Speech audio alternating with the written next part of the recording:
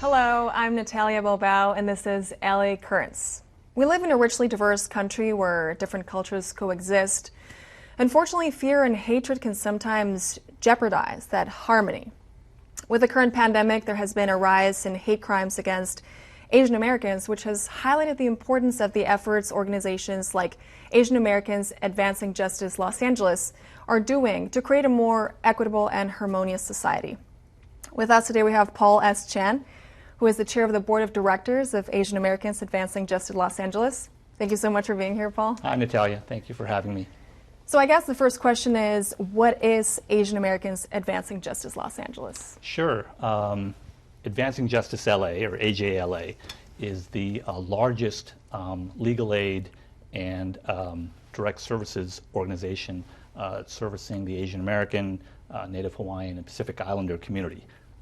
We've been around about 30 or so years, and the organization was actually started back in 1983 when our founder, Stuart Kuo, was working with the family of Denny Chen, a Chinese American who was brutally murdered in Detroit by two white auto workers who blamed Japan for sort of the downturn in the U.S. auto industry and mistook Mr. Chen as a Japanese person, and he was murdered on that basis.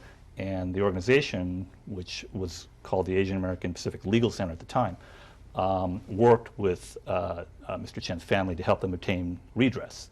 And since that case, we've continued to work to achieve social justice and civil rights goals for the Asian American community as well as the broader minority community. And so how did you become involved? Well, I am a lawyer, so I actually became involved through another legal case. I went to law school with a woman named Julie Su, who went on to become the California Labor Commissioner, and is now going to serve in the Biden administration. But at the time, she was the litigation director for Advancing Justice.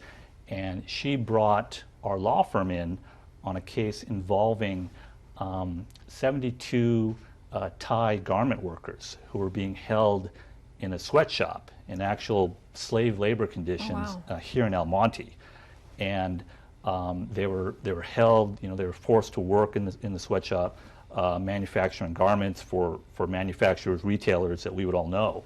And so we got involved in the case with the organization, helped free the workers, helped them obtain some legal status, and then actually were involved in the lawsuits that were brought against not just the sweatshop operators, but also the manufacturers and the retailers of the clothing that was being sold.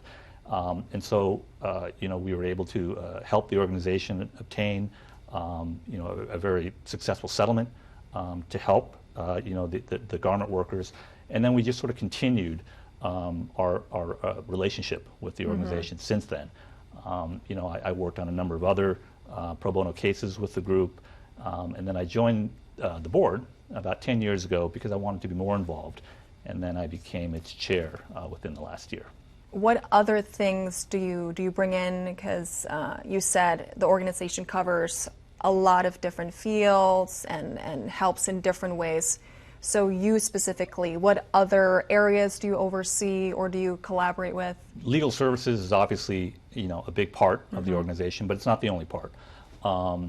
There's a number of different groups or units that we have that are really based upon the needs of the community and what we see as areas where there's a need for assistance or a need for advocacy in the community. So some of the different units that the organization have includes a direct services group, which does direct outreach and intake from the community. So we literally have folks manning phones to provide direct services to people in the community who might need help with housing or might need help with their immigration status or might need help with legal services. A different unit that the organization has is a leadership development training group. I think I saw that on the website and I love that. Yeah. The idea behind that group is that there really needs to be leadership development in the next generation of folks who are coming up in the community.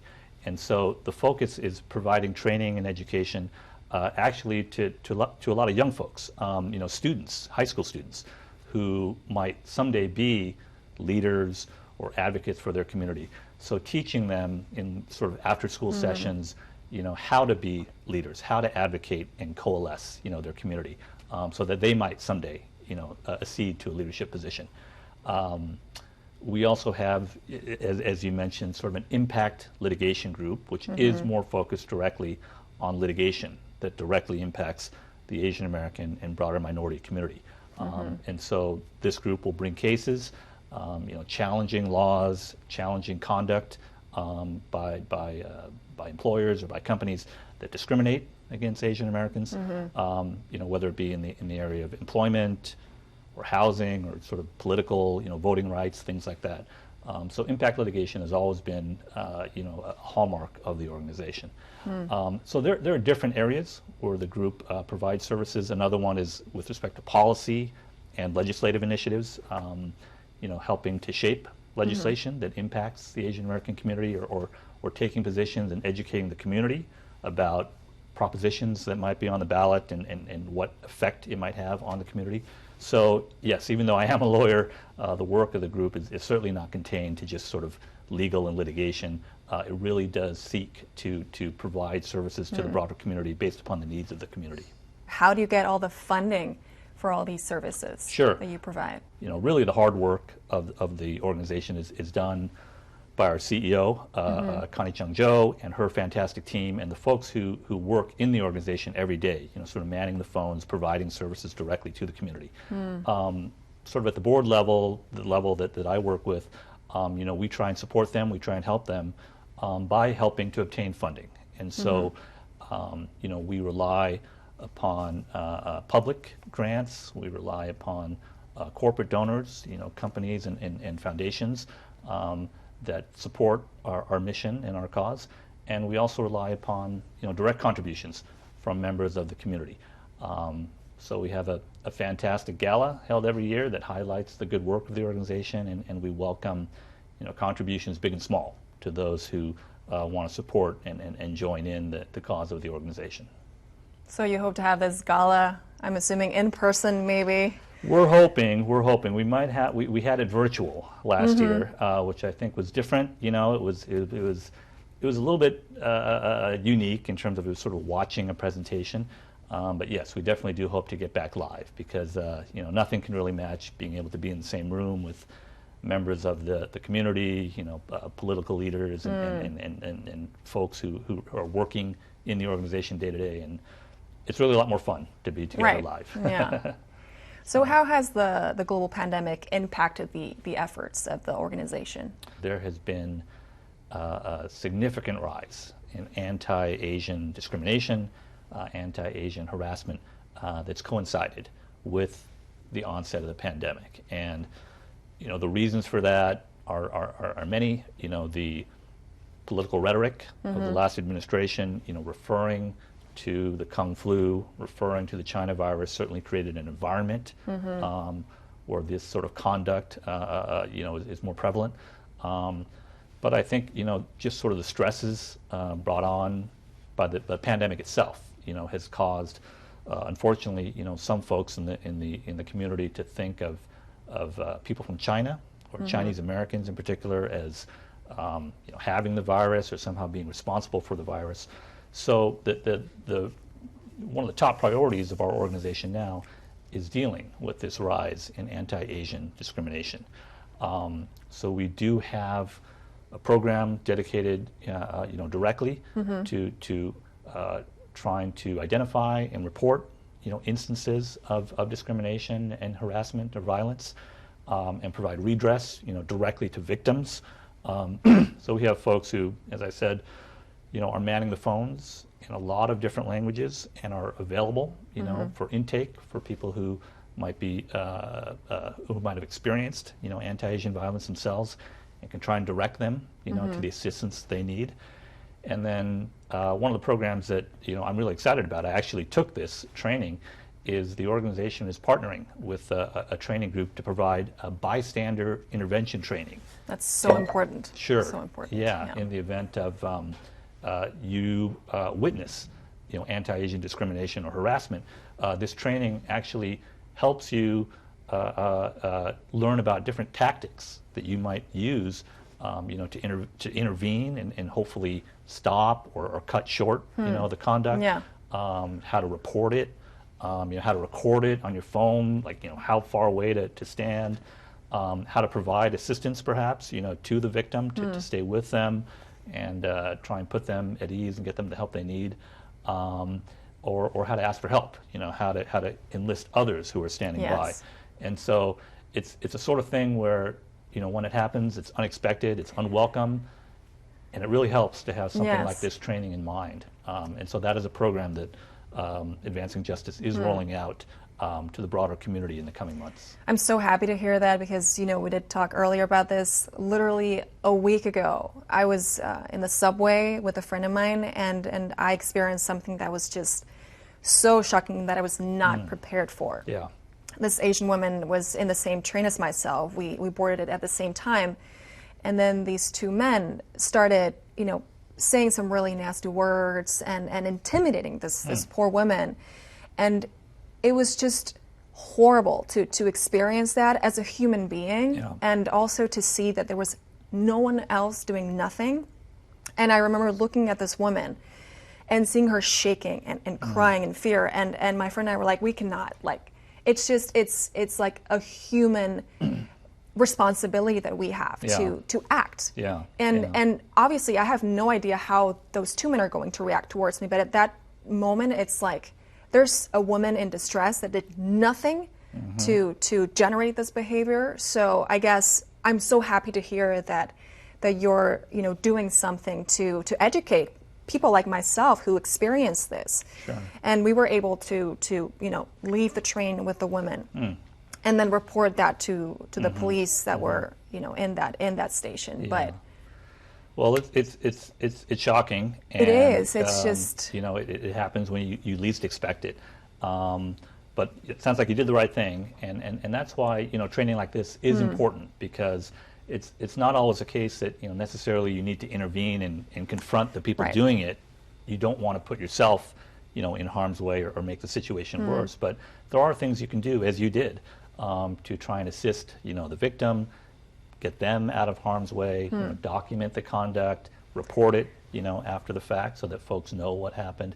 And so these are things that don't come instinctively to us, and so that's why we do want to provide this training to people in the community, because unfortunately it is much more prevalent, and it's touching all of our lives, whether it's directly or through relatives or parents, and so we are trying to get the word out there. So right now, aside from this very important initiative, what are other projects that are currently priority for Americans advancing justice in Los Angeles, Asian Americans advancing justice in Los Angeles? In addition to the anti-discrimination project, the group's core mission is to continue to service the community. And as I said, there are a number of different ways in which we are providing programs, whether it be in housing, immigration assistance, employment.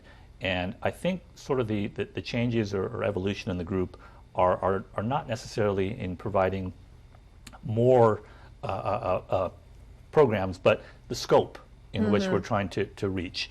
And over the last 10, 20 years, as immigration has continued, we've seen that the Asian American community is no longer confined to the West Coast or the East Coast. Virtually every major American city has an Asian American community. And so part of the change in the organization over the last 10, 20 years has really been trying to increase our scope, increase our outreach by working with affiliate organizations, other advancing justice organizations in different cities. And so we have affiliates that we work with now in Chicago, in DC, in New York, in Atlanta, which recently experienced the shooting at the Asian spas, and so we are really trying to build the affiliation into a national platform, because many of the needs of the community are no longer confined to just Los Angeles or California. It really is national. It really requires sort of national coordination, activism, at the political level, in Washington, D.C. And so there's been a growth in the scope of the organization, but we continue to provide the core services in those areas that I mentioned. Where do you hope things will be at in, say, 5 years?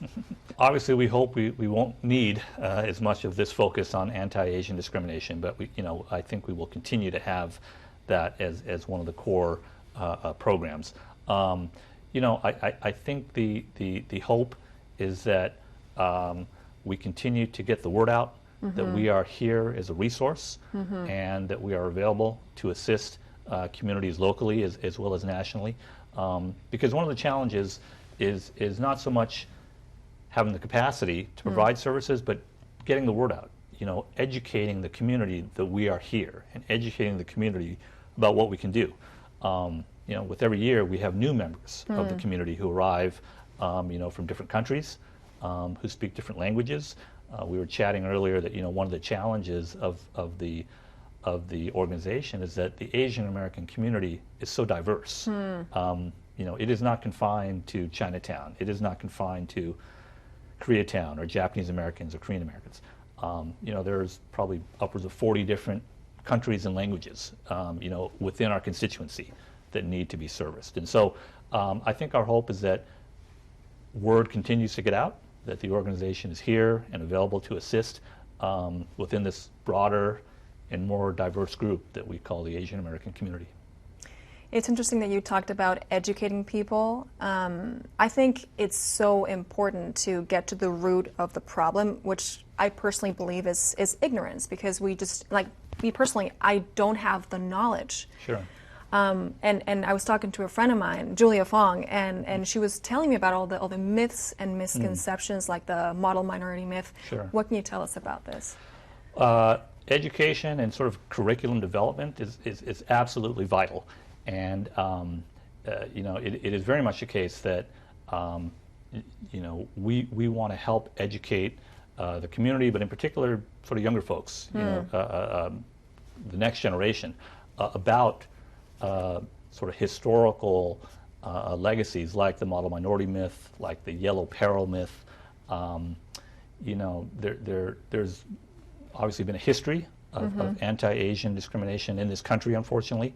Going back to the Chinese Exclusion Act in the 1880s, going back to the internment of Japanese Americans in World War II, and that history needs to be taught. That history needs to be part of the education, part of the curriculum that's taught to folks, along with other events in the civil rights history of the United States. And so, I think we very much agree that education, making that history part of the curriculum, is vital to the next generation, understanding sort of why some of these things are happening today, and things they can do to prevent, hopefully prevent it from happening in the future. So now that we're all still staying at home and we have access to books, documentaries, films, TV shows, online courses, what do you personally recommend that we look at or pay attention to again in this continue this progress of gaining knowledge? Sure. While we're all cooped up, now is the perfect time to try and do some streaming and look to see what's available. There was a fantastic documentary called Asian Americans that was recently broadcast on PBS. I think it's now available for streaming on Apple and some other platforms, in which our founder, our original founder, Stuart Quo, was actually a consultant. And it really told the story, the historical story of Asian Americans in this country. And so I would highly recommend that. But, it doesn't all have to be sort of, tough learning or it can be lighthearted as well. I mean, there are shows that portray sort of, the Asian American experience in different contexts, in different cities, and in comedies in a more lighthearted setting, but, that bring in elements of what we're talking about. So, the show called Kim's Convenience on Netflix. Yeah, I think I've heard of it, yes. Fresh Off the Boat on network TV. Those are comedies, but those do bring insight into different Asian American experiences that I don't think you saw on TV 10 years ago. And so that can be something that you can tune into. I think one of the Oscar-nominated movies this year, Minari, is fantastic. That's again a very different Asian American experience. Sort of a Korean American experience. But that's just a good movie. But I would recommend that as well if you wanted to get some insight into it. So there's a number of things you could tune into, and it doesn't all have to be like homework. Right. And speaking of stories, I mean, I love watching films and fictional stories, but you have the real stories. Which are your favorite stories that you've experienced in the organization? Sure. I think it would go back to that original case involving the Thai garment workers. And again, it grabbed a lot of headlines at the time because it was such a terrible situation that they were held in, being held in sort of forced labor. But really, I think the fantastic part about the story is that the folks at Advancing Justice who worked on that case have continued to stay in touch with, have continued to support those 72 Thai garment workers in the 20 plus years since they were freed, and they've continued to help them get legal status. There's relationships there with their families and their kids. And we recently had a reunion, for those Thai garment workers about 2 years ago, where they sort of came back and shared, what they've done and where they are nowadays. And so, I think that's really the story that I most appreciate, because it was a case 25 years ago or so. Wow. But, the relationship formed between the community and the organization has persisted all these years, and it's just really great to see what's happened to those folks and how they've made a life for themselves here in the United States. So. It's unbelievable. It was 25 years ago. It feels like ridiculous that would happen, and I'm sure there's still things that are happening nowadays that we would be shocked to hear about. I guess, what are the current projects that you're more excited about, that you're working on now or that are coming up? Sure. I think it's an extension of sort of the anti-discrimination work that we're doing. I've talked about some of the training. It's really trying to, again, increase the outreach through moving into online resources, online training for that sort of work. Using social media to sort of get the word out. And so these are areas that are probably a little bit beyond me, but in terms of really communicating, really connecting with the next generation, we have folks who really are focused on providing sort of online resources, social media outreach, and then also outreach within the local sort of minority and ethnic communities, in different languages, to really get the word out, again, that we're here as a resource. And so that's kind of a new field that's different, than just sort of, advertising it on your website. But that's something that, we're looking forward to really connect and be relevant to the next generation of folks who are looking for this sort of resource. Which is interesting, because I wonder, you might have experienced the challenges of reaching this younger generations. So I was curious to know, like, if you have a specific department that only has younger people volunteer, like, because we think about organizations and we think about, at least I think about like older, more adult people, but I wonder about even like children. How can children be involved in organizations? Sure. I don't think we intentionally, try and divide up our staff. But fortunately, we do have, all different ranges of folks, in terms of age, in terms of experience level. And it is absolutely critical to sort of adapt, the mission of the organization to the next generation and to make it relevant to the next generation out there. And as I said, it is a challenge because the population that we're servicing is so diverse. I mean, there's a lot of young people, but then there's a lot of folks who aren't that facile with technology. Sort of older immigrants who are just trying to familiarize themselves, culturally. And so we certainly do want to continue to outreach, to the next generation, but we also want to be available, to the existing population, to new immigrants who frankly might not just speak the language and need someone who can just communicate with them, in their own language. So I think it's a balancing act. It's a balancing act because the population is so diverse. So I guess to wrap it up, how can allies and members of the AAPI community connect with Asian Americans Advancing Justice Los Angeles? Sure. Well, I think main things to do are to publicize your allyship, get the word out about what Advancing Justice is doing. As we saw last summer with the BLM movement, you really do need sort of community support. You need to galvanize the broader community. The Asian Americans are not going to get the service and support they need if the focus is confined just to the Asian American community. We need to broaden it to the broader population. And I would encourage folks to go to our website, advancingjustice-la.org, which has tremendous information about what we do and how you can get involved to support the organization. Thank you so much for being here with us today, Paul. Thank you for having me. This is LA Currents. I am Natalia Bilbao. Thank you so much for watching and have a great day.